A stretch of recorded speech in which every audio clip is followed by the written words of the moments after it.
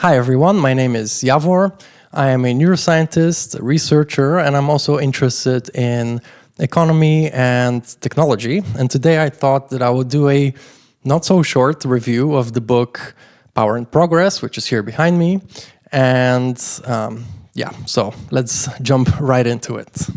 So the book Power and Progress, written by Daron Acemoglu and Simon Johnson, talks about technological progress. Specifically, the fact that progress is historically being determined by a narrow set of elites. The authors claim that technological progress is not automatic. It doesn't go on a deterministic path, which is something that a lot of people nowadays think and truly believe and subscribe to without questioning. Rather, progress is defined in the interest of this narrow elite of people who hold power and who have specifically the power to shape how technology progresses in the future. They will typically shape it in a way that benefits them and not the common person. So before I delve too deeply into the book, here is the TLDW, or the shortened version of the whole review. I think this book is, in general, quite good. I really enjoyed reading it, and I think it's really timely thing to read, considering the world in which we live. Nowadays, economic progress and the world of finance and business is almost completely dominated by a small set of very large tech companies who collectively kind of define the vision in which technology progresses. Of course, we are also living through a paradigm shift in technology currently. I'm recording this review in January 2026. And last year was perhaps the most obvious year in which we saw the rise of Gen AI and large language models specifically to such an unprecedented level that it's almost guaranteed, in my opinion, that all of this will crash down very soon, probably within a year or so. But we'll see. So yeah, I think if you're interested in economy and technology, psychology, policy making, and how technology, benefits society or doesn't, then I think this book is going to be extremely interesting for you, and you should definitely check it out. I've seen not that many reviews of the book still, because I wanted mine to be relatively unbiased. I've seen one of the more popular reviews online. It's on Substack, and it is quite negative. It's very critical of the book. Sadly, only subscribers to the author can comment on it, because I would have really liked to comment on this review and mention all the different ways that this author actually misinterprets what the authors of Power and Progress are saying in their book. Of course, there are some things that I agree with in this review, but I think overall it's not really a fair look on it. So here are my takes on the book. Obviously, the book is not perfect, but I think the overall message comes across quite clearly and is really valid. So, in terms of the negatives of the book, I would say the first one is, in my opinion, the fact that there's no references in the text, and there's also no footnote, so it's really difficult to trace the sources of what the authors are talking about.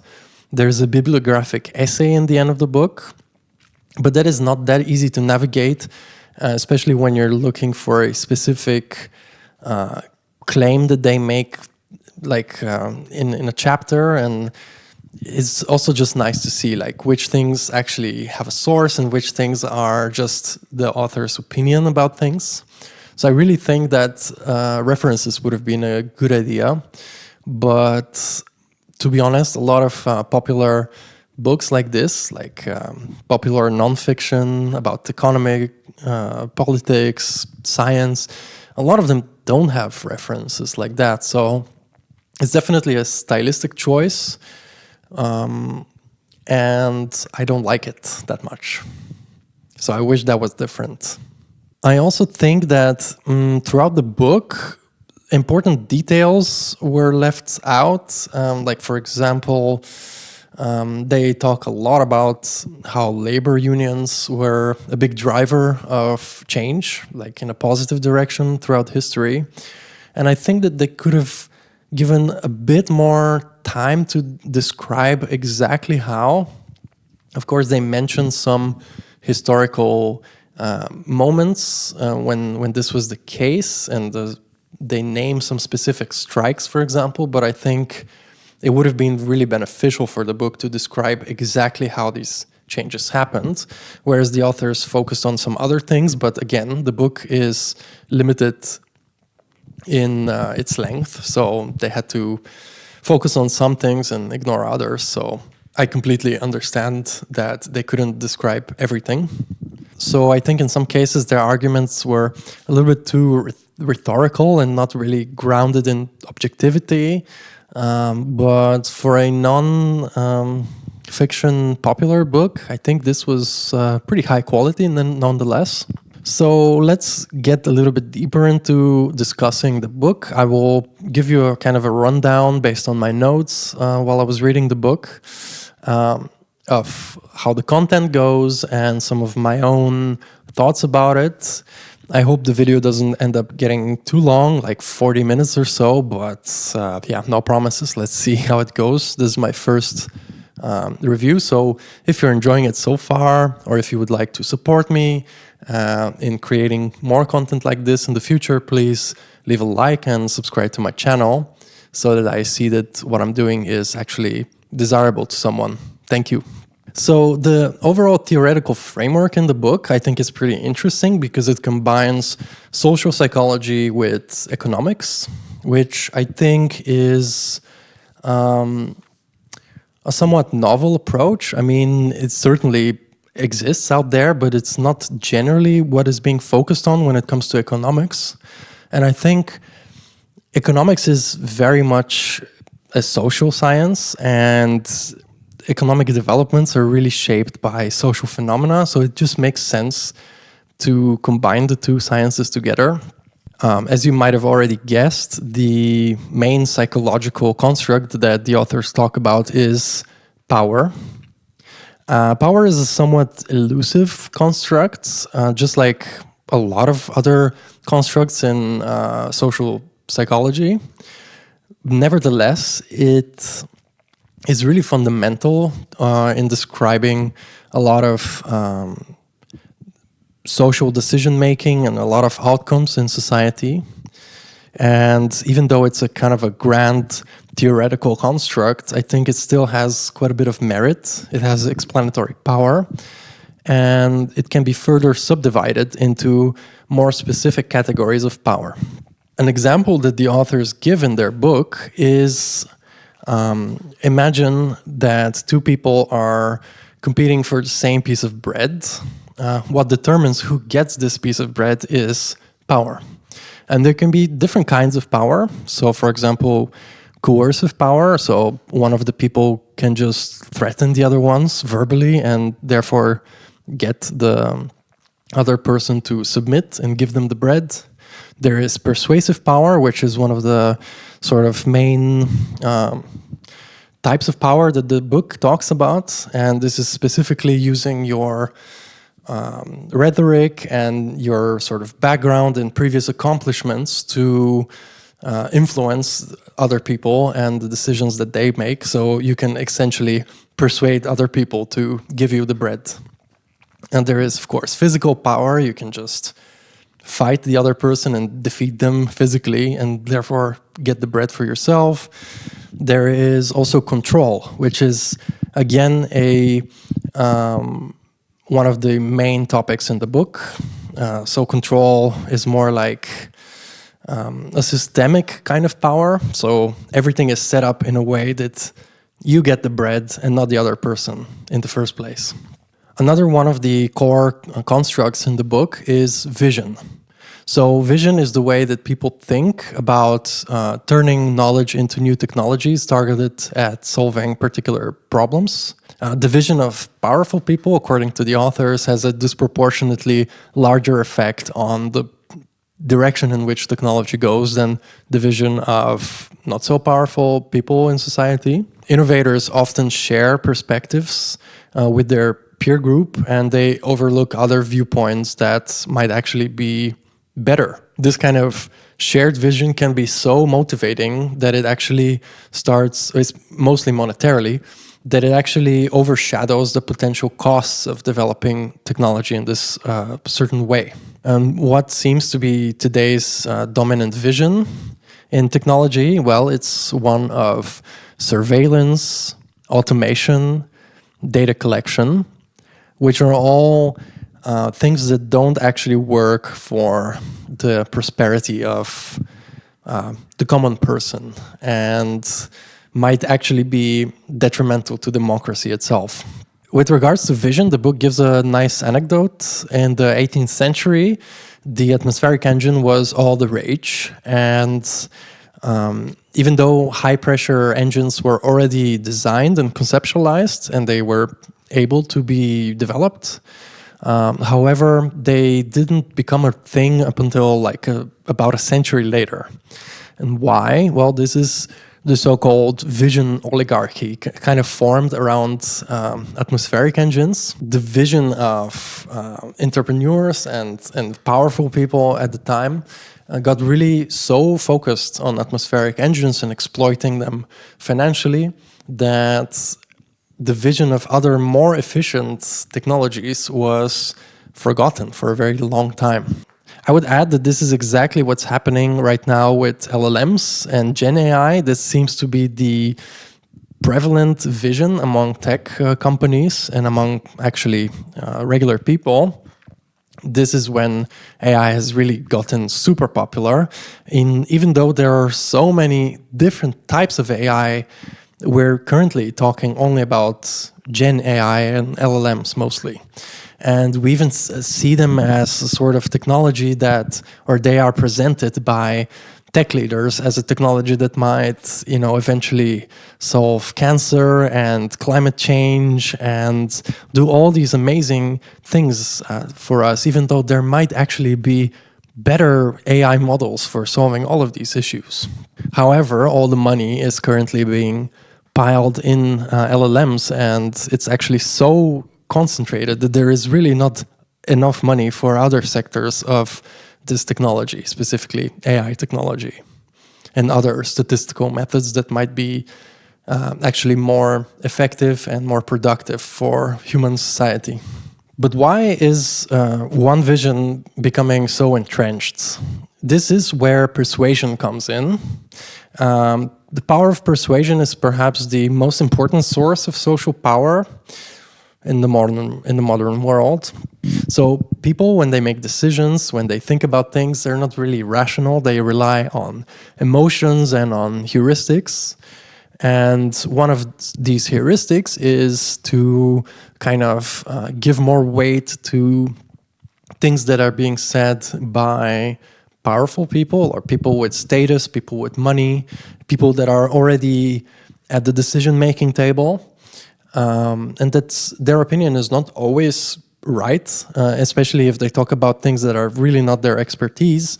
But because of their social power, their opinions are actually given more weight in society.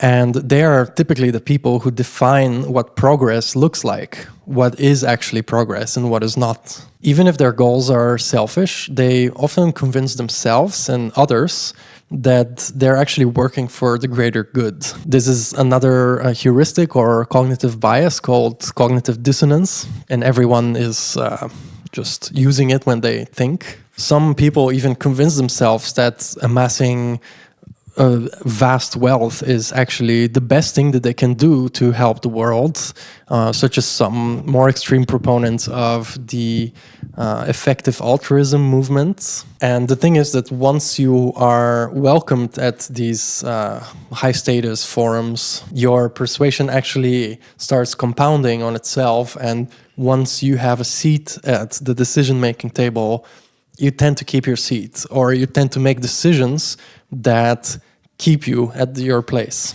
So all of this is mediated by institutions and by social norms. Institutions and ideas co-evolve. You know, people might have great ideas, but if they live in a world where institutions don't allow them to share these ideas or to work on them and bring them into fruition, then there is no really benefit, economically speaking, of those ideas at all. Many of us cherish democracy today because we have seen that it is perhaps the best way that we figured out historically how to govern ourselves, and the idea has spread, and a lot of people see it as good. But if trust in democratic institutions collapses, democracy will follow. Perhaps not that quickly, but the collapse of democracy is inevitable if people lose trust in its institutions. The collapse of democracy is beneficial to some people in power. They might actually be working actively towards it because it will benefit them financially and also bring them even more power. But it is important to remember that we can refashion societal values and who sets the agenda, whose vision leads. This, however, requires countervailing forces. So a diverse set of voices, interests, and perspectives to break the monopoly on agenda setting. However, in order to be able to get to these countervailing forces, society needs to kind of accept that something needs to be done, and a lot of people need to, be on the same page as to what is necessary. After all, ordinary people significantly outnumber elites, and we are also the consumers of their businesses. So it is actually up to us to dictate where technology goes and where ultimately how the economy develops as well. But in order for changes to happen, people need to work together and share a new vision, one that's more focused on sharing prosperity. And this is why I encourage you to read this book. Democratic political institutions are really critical in, cultivating this shared vision of, shared prosperity. The modern tendency to delegate decisions to technocratic experts can actually be very detrimental because it traps us in their narrow vision. Like, for example, the big finance is good vision that led to the 2028 financial crash and the subsequent bailing of all the banks. So now let's get even more concrete. When do new machines actually increase wages? The book's key concepts are the productivity bandwagon and marginal productivity. These are kind of two concepts that keep repeating over and over, along with vision and power, of course. The productivity bandwagon is the idea that as productivity increases by introducing new machines and new production methods, the businesses want to expand their workforce to, generate even more productivity. And basically that when many businesses do that, that actually works to drive wages up. It creates more competition between employers, and it works to the benefit of workers, of finding jobs and getting higher wages. But importantly, how these productivity gains are shared is not so automatic, and it really depends on the vision of managers and the owners of these businesses. So all of this extra profit does not automatically go into the pockets of the workers, which is another kind of mantra that is being repeated over and over again in modern society. So employers also care about marginal productivity. This is the amount of output that each additional worker contributes, which is often a diminishing return. The more people you hire at your work, the less output each of them contributes. But marginal productivity is really what informs employment and wage setting. And the distinction between marginal productivity and overall productivity is very important. So the productivity bandwagon doesn't automatically boost wages if the job market is not healthy. So if there is a lot of coercion, if there is a lack of competition, or a generally one-sided negotiation, this doesn't really work then in the benefit of proper wage setting. And it's important that new technologies increase worker marginal productivity if we want a healthy job market where wages are really set in the benefit of workers. When marginal productivity is low, employers can focus not on hiring new people, but finding new ways of automating work so that they can just generate more profits without necessarily having to hire more workers. They can also lengthen working hours for existing employees, intensify work through coercion. So businesses can essentially capture productivity and not share it with their workers, which is, I would say, exactly what's happening nowadays in the tech industry. Like, a lot of people got laid off, and with this magical promise of AI is going to do a lot of work for us, a lot of the left employees, the more senior ones that were not laid off, are now expected to do more work for the same amount of time and for the same amount of pay. And that's just how it is. And a lot of people don't really have the negotiating power to compete for better wages. So what would it take to redirect technology towards a better future for labor? According to the authors, it would be to build technologies that increase worker marginal productivity and to go away from what the authors call so-so automation.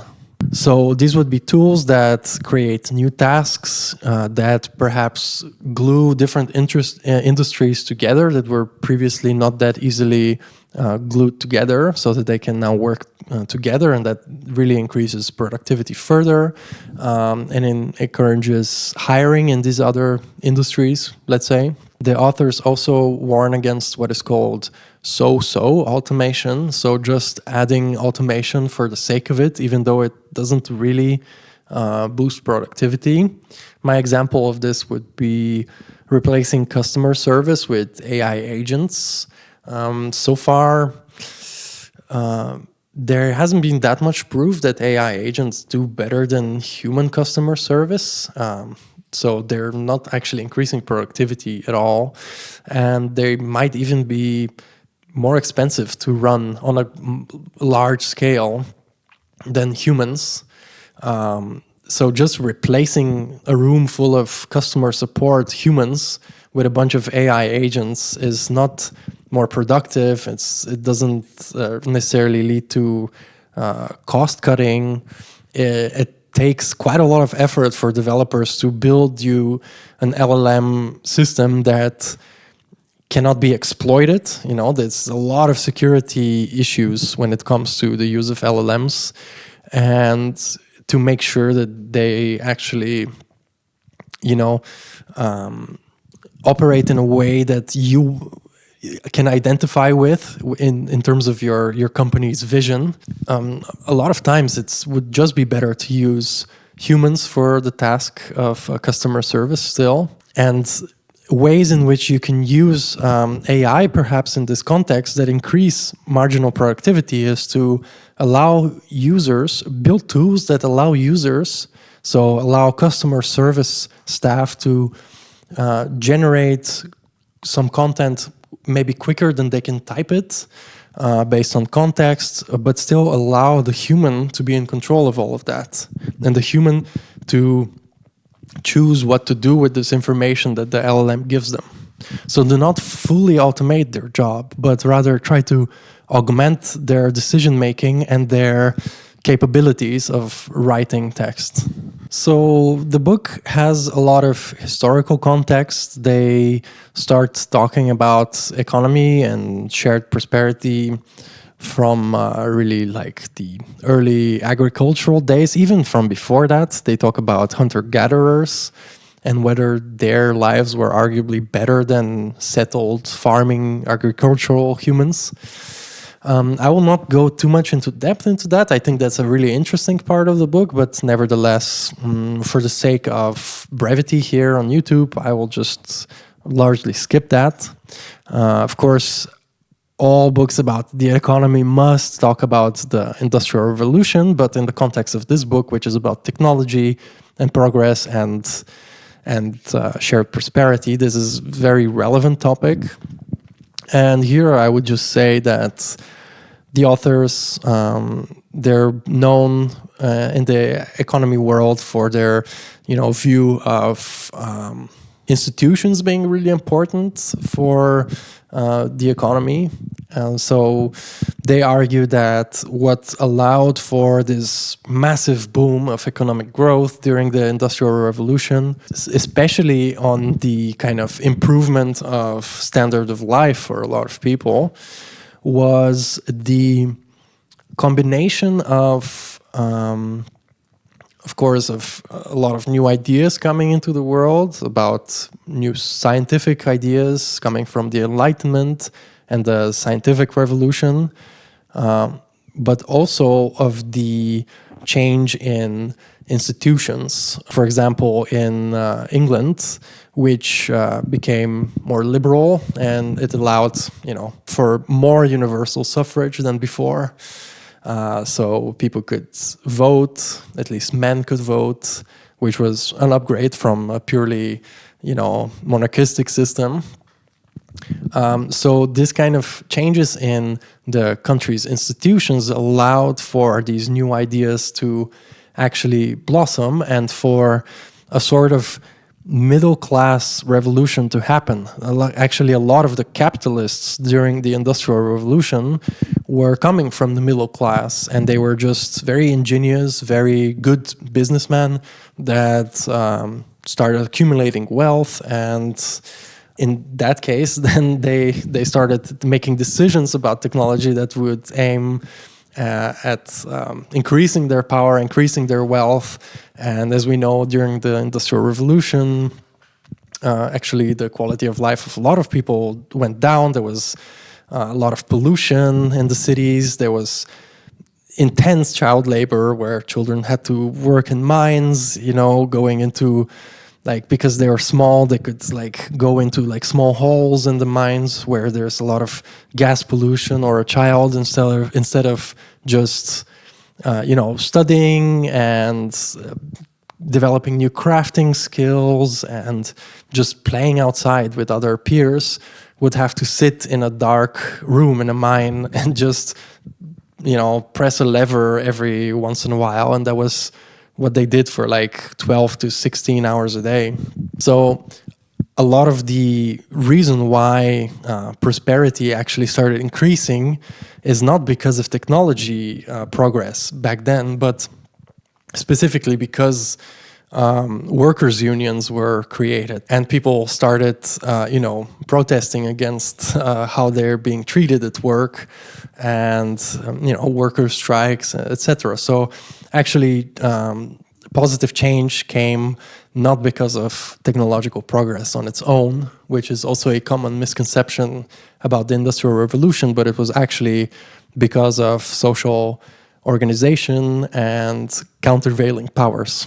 In the US, in the beginning of the 20th century, electricity, which is a very general kind of technology, enabled new jobs and allowed for really mass production, especially in the car making industry. After World War II, the what is called numerical control or machine tool automation really became a thing. So the early digitization of things, the early automation of machines that were previously manually, manipulated. This was partly driven by the government's desire for strategic reasons, right? They just wanted to get an edge over other countries, especially during the Cold War. But to the credits of policymakers, they actually saw that the creation of new jobs in this new age of automation was perhaps the most important thing to do. And so they actually tried to steer the direction of technology in a way that would create new tasks, new jobs, even new industries for more workers to be hired in. So then in the 1970s, 1980s comes what the authors called the era of digital damage. This is basically, by then, the idea that maximizing profits as a company is really the ultimate good that you can do also for society. This was a sort of trickle-down economics. So, concentrating more and more wealth at the top means that rich people can invest, and therefore this will somehow benefit, people from the lower classes. And this was complemented by a vision of a tech utopia, where in the future people won't even have to work anymore. And so somehow that will solve all issues, and somehow then money is not going to be a factor anymore, and so on and so forth. We see where this got us, and we actually see modern tech CEOs talking about the same thing again. So this path actually manufactured more inequality, and it failed to deliver promises of this spectacular productivity growth. There was productivity growth, but not as much as you would have imagined based on these ideas of automation is going to make the world amazing. So from 1949 to 1973, US median real wages grew at over 2.5% per year. From the 1980s onwards, median wages basically nearly stopped growing to about 0.45% per year. So even though productivity was rising, wages were really lagging behind in terms of growth. And this is another example of why productivity is not really guaranteeing higher wages. And so this wasn't really technology's fault. Technology didn't do this. Technology progress is not autonomous. It's all based on the decisions of people who control technology, and specifically on this focus of automation and replacing humans with machines. So by the 1980s, labor unions were really starting to go out of fashion, and that's arguably because of many reasons, including the fact that labor unions were particularly prone to being super corrupted. Outsourcing also became a bigger thing because the development of new communication technologies made it easier to outsource, and we were now living in this world of a global market, global economy. So it was definitely easier to do outsourcing than it was back in the days when the telegraph was first invented. And so this combination between outsourcing and automation was really not working towards the benefit of a lot of people in, let's say, the US economy and in Europe. So in the 1970s, the US built regulatory bodies like the EPA, OSHA, the Consumer and Product Safety Commission. They strengthened the FDA. They borrowed a lot of ideas from social safety from Europe. And as a result, there was a big backlash in business, and a lot of think tanks, a lot of organizations actually like the American Enterprise Institute and the American Liberty League, pushed a more pro-business narrative, and they were backed by millions of dollars from corporations and wealthy Americans that wanted to keep their power growing. And by the 1980s, the idea of the vision of running a country like a business, like a corporation, was very much mainstream. So the National Review, the Business Roundtable, even the Chamber of Commerce framed liberals as waging an ideological war against American business. The productivity bandwagon logic was stretched beyond recognition. So what must be good for business must be also good for society. So the big problem with that is the idea of the free market that was, driving all of this. This idea is really predicated on the existence of a healthy market. So there is robust competition. Adam Smith himself would say that, without competition, the whole mechanism of the market kind of breaks.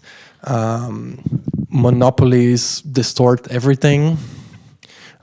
Keynes adds that real markets don't behave like the ideal. They're not necessarily like rational.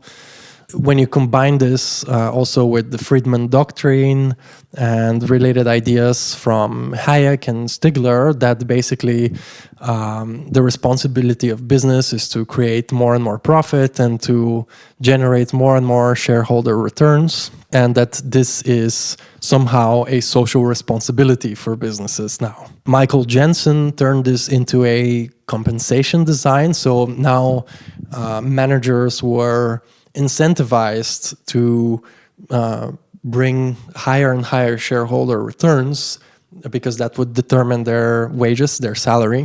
So let's fast forward to the 2020s. This idea that technological progress is inevitably good is now basically like economic gospel. Disruption, the word disruption turned into the goal of all Silicon Valley companies. Zuckerberg's mantra was move fast and break things, So this was kind of the general philosophy behind all of the tech innovations in the past years. And now also comes the what the authors call the AI illusion, which is the vision that intelligent machines will bring inexorable benefits. So framing digital technologies as intelligent machines is actually pretty unhelpful. These are general purpose technologies like electricity.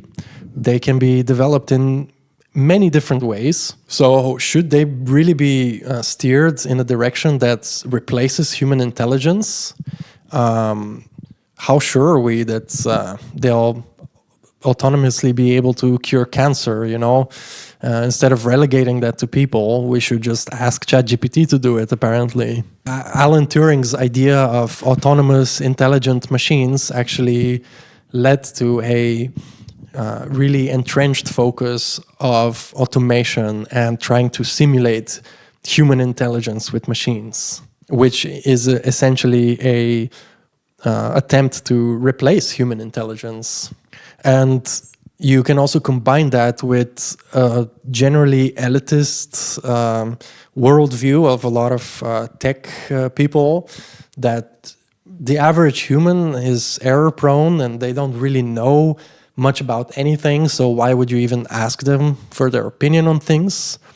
You much rather build a expert system, digital system that can handle this instead of relying on all these faulty humans on doing things that you don't want them to do. So in this frame, replacing humans becomes desirable, and human parity, machines being as good or better than humans, becomes something that you're striving towards. And all of this goes very well with the narrative of just cutting costs, increase profits, increase shareholder returns. And the way to cut costs is obviously to hire less people, to try to automate everything and just maximizing profits no matter the cost on the average person. But simulating some things will be extremely difficult in AI. For example, simulating social and contextual intelligence. I mean, also just the ability to learn autonomously is going to be pretty difficult to do. We are quite far from modeling that. It's not impossible, but it will require a lot of time. And contrary to a lot of people's opinions, we're really far away from that. It's not going to happen by 2027. There's not going to be super intelligence by then. And this is corroborated actually by really influential people in the industry, such as Ilya Sutskever in his recent podcast interview on the Dwarcash podcast, which I'll link down below. So the authors talk about machine usefulness, which is an alternative to, trying to achieve intelligent machines. Is just let's build machines that are useful for humans, that augment their abilities, that don't try to replace any human qualities, but they just make it easier, for example, to work with vast amounts of information. They make it easier for humans to make decisions, to organize data, etc. And this is where I kind of diverge in my opinions with the authors. For example, they argue that a better, more useful direction to put AI towards, instead of just automating human intelligence, would be to use it in the educational system. And I think this is really a dangerous path to take. This was recently discussed also by the channel Internet of Bugs, and I'll link the video also below if you're curious about checking his video out. That channel is absolutely amazing. I love their content and I highly recommend it. But essentially, what the authors of Power and Progress say is that you could maybe use AI in schools, in the educational system, to help with, for example, creating individualized programs for students, because not every student is going to be interested in everything in the same way as another student. So currently classrooms have only one program that everyone follows, but in the future with AI, we could have many different programs for students to follow simultaneously. AI can also be used to assess the strengths and weaknesses of different students and encourage teachers to focus on different things depending on the students. And AI can also be used as a sort of reference or idea generation or knowledge kind of exploration tool by students. I think this is super dangerous. First of all, LLMs are really not correct a lot of the times, and they are confidently incorrect, right? They will never admit that they are not confident in some of their knowledge. They just don't have the ability to do that yet. And I think it's really difficult, really dangerous to introduce that in the classroom and to kind of let young kids develop a sort of reliance on AI for their learning. Like instead of learning from a human, even though I would admit that not all of my teachers were amazing, that still was valuable knowledge to me, because I could then tell that I shouldn't necessarily trust everyone, every adult with what they say. I should be a little bit more critical about who is saying what. And I can definitely speak from experience in higher education and university. And also in high school, there was really a focus of education, and this is also talked about in the Internet of Bugs video, is there's this focus on test results. So test results are equated with successful knowledge generation, with successful learning. That's not necessarily the case. In university, we tended to just cram a bunch of information in our heads and then like vomit it out on the exams, which is what I call like bulimia studying. It's really not very good at teaching you new things by making AI systems that, AI systems usually need some kind of criterion to some value to maximize on.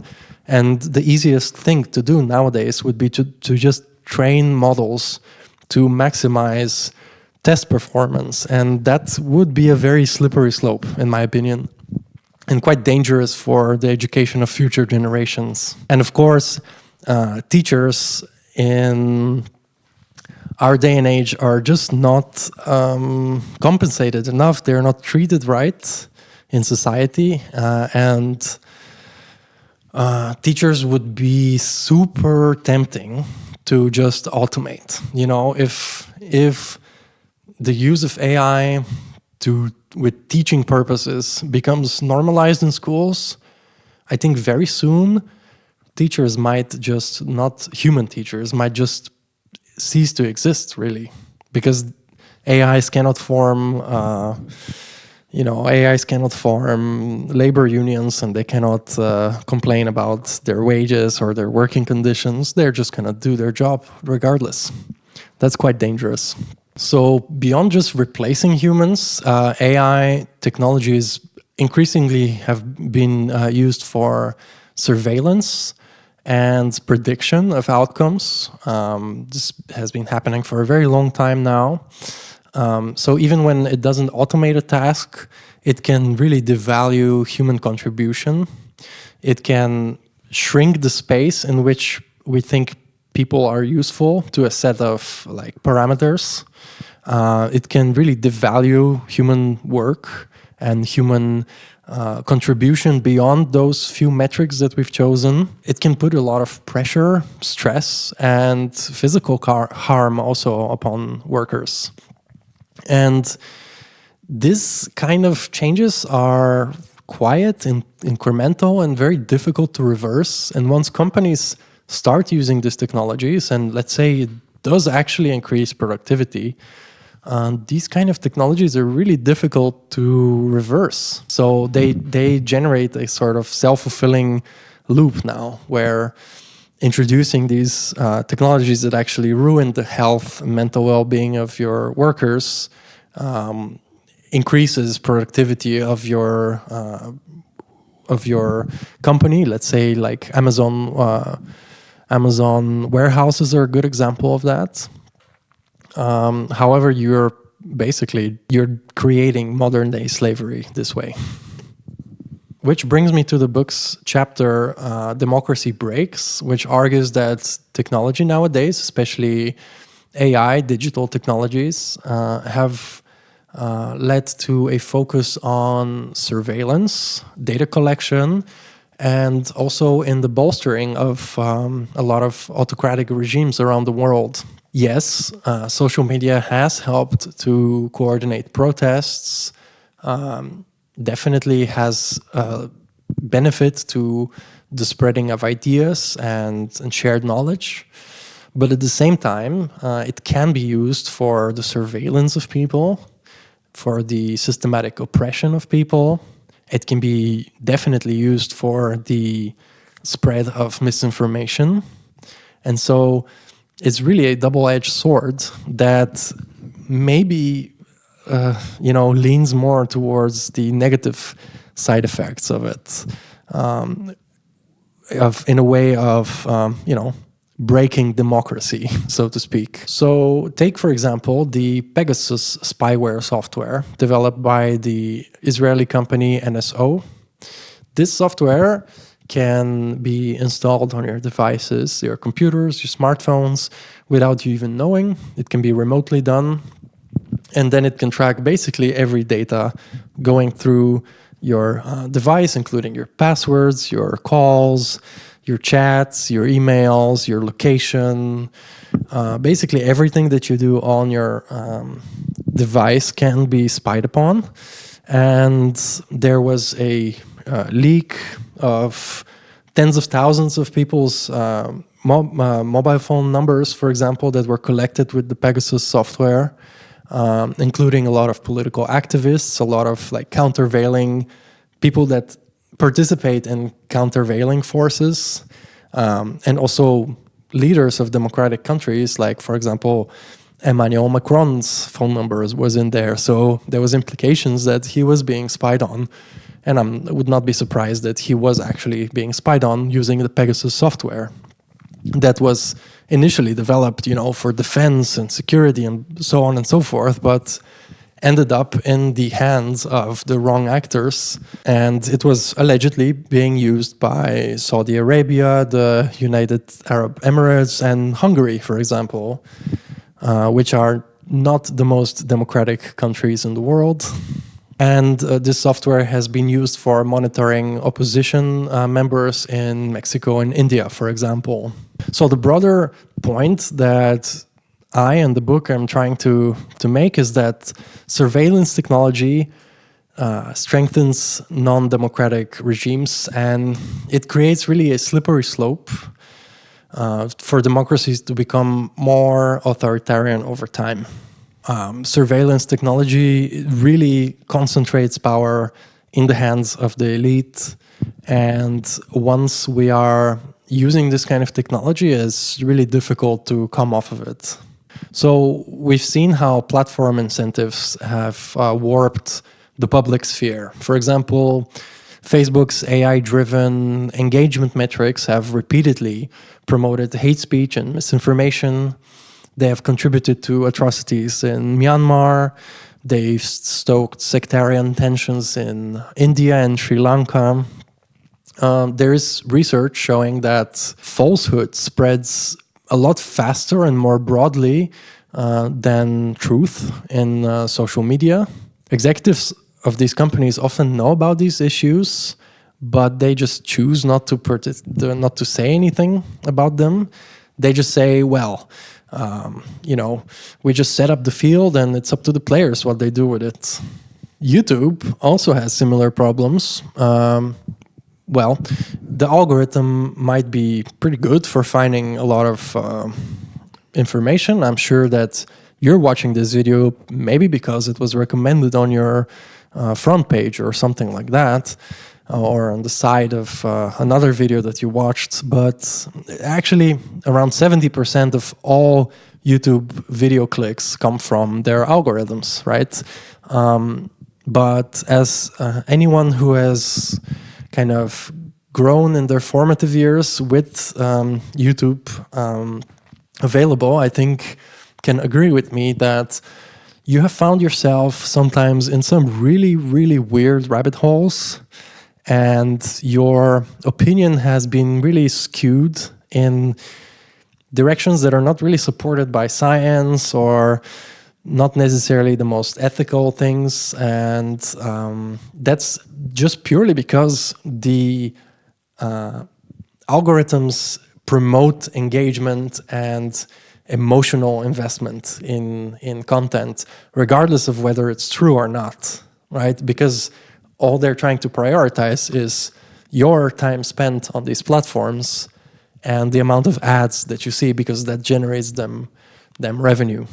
Google is another great case study of how technology can start off with good intentions, but very quickly become corrupted. Google became as being a pretty good search engine and a way of indexing the whole internet to make it easier to find things. But very quickly it became into a business centered around advertising, and of course then even the search became quite biased towards people who would simply pay for having a higher ranking in the search. Google actually, created a lot of very useful services like Gmail, Google Maps, and even YouTube that are completely free to use, but at the same time, they are used for data collection and surveillance. So this is the kind of technocratic direction that the book warns about, that you can treat the public sphere as something to manipulate and harvest from instead of actually listening to it, and something to cultivate and protect. It becomes just a breeding ground for your algorithms and your profit. And the public sphere is really something that's crucial for democracy. If we start meddling with that, then democracy will follow and it will sadly collapse. So, okay, we're coming close to the end of the book. How do we redirect technology? I won't discuss this into too much detail, because I would really encourage you to read the book and see what the authors say themselves in a bit more detail than what I can do in this review. But shortly, we have to remember that technological progress is all about choice, and it's about a vision. And that vision can be steered in many different directions. Technological progress is not an unstoppable, deterministic force. It really isn't. We can choose to select tools that increase marginal productivity and do not just automate human qualities like intelligence, for example. We can create tools that create new tasks for people and that integrate nicely with other sectors of the industry and stimulate them as well. We can say no to so-so automation.